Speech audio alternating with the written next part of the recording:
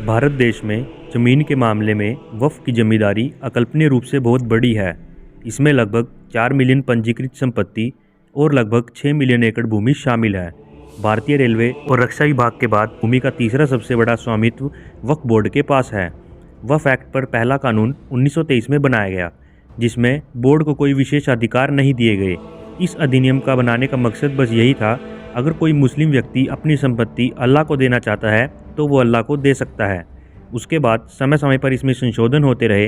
प्रथम संशोधन वक्फ अधिनियम 1954 के तहत हुआ, जिसमें से थोड़ी बहुत शक्तियाँ दी गई।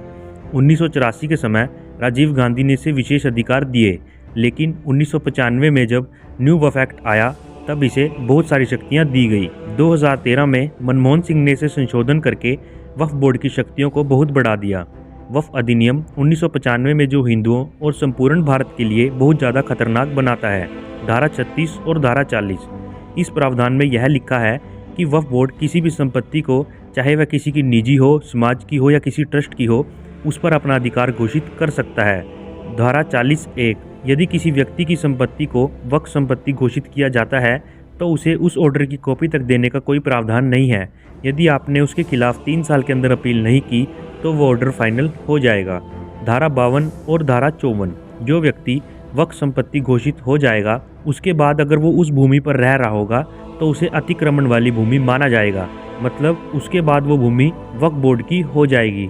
उसके बाद वक्फ बोर्ड डीएम को कहकर उस भूमि को खाली भी करवा सकता है और जो डीएम होगा वो भी उसे खाली करवाने के लिए बाध्य होगा।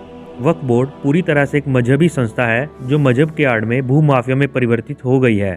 पर कांग्रेस ने न सिर्फ इसे वक्फ अधिनियम 1995 के तहत कानूनी नेतृत्व प्रदान किया है, बल्कि इसे संवैधानिक मान्यता भी दी है। देश भर में 49 से अधिक पंजीकृत वक्फ हैं, जिनमें से दिल्ली में वक्फ संपत्ति के वर्तमान मूल्य का अनुमान 6000 करोड़ रुपए से अधिक है।